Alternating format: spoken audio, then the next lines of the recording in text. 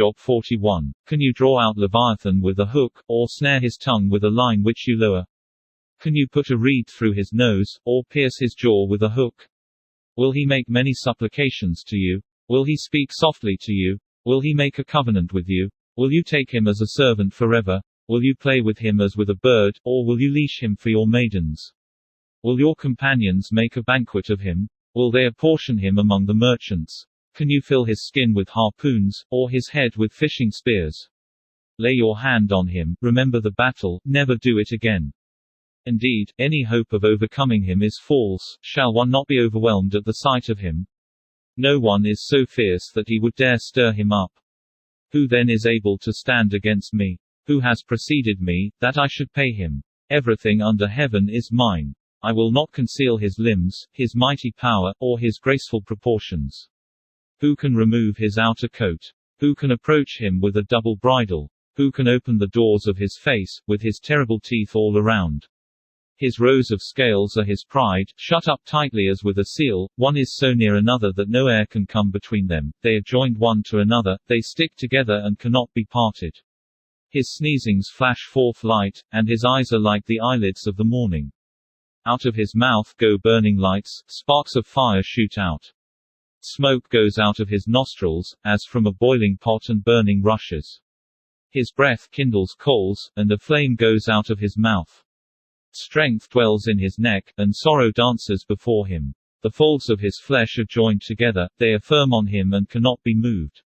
His heart is as hard as stone, even as hard as the lower millstone.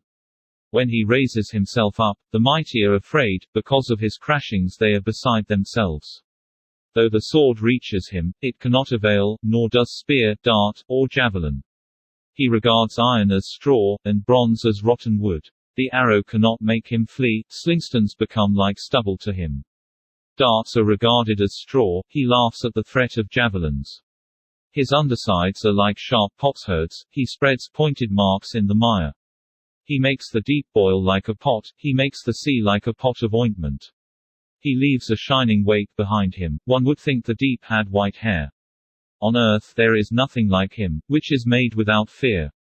He beholds every high thing, he is king over all the children of pride.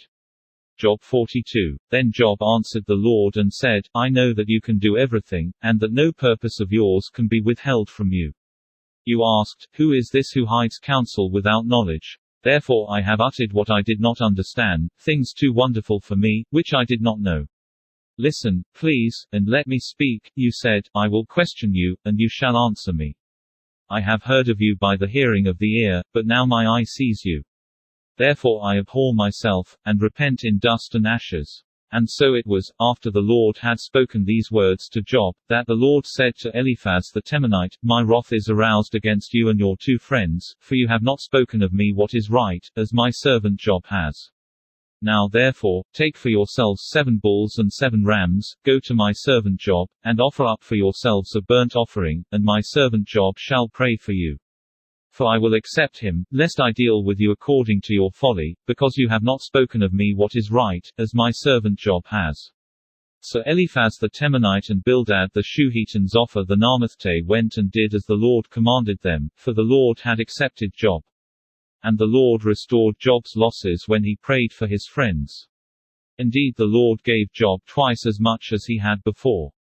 Then all his brothers, all his sisters, and all those who had been his acquaintances before, came to him and ate food with him in his house, and they consoled him and comforted him for all the adversity that the Lord had brought upon him. Each one gave him a piece of silver and each a ring of gold. Now the Lord blessed the latter days of Job more than his beginning, for he had 14,000 sheep, 6,000 camels, 1,000 yoke of oxen, and 1,000 female donkeys. He also had 7 sons and 3 daughters. And he called the name of the first Jemimah, the name of the second Keziah, and the name of the third Keren-Happuch.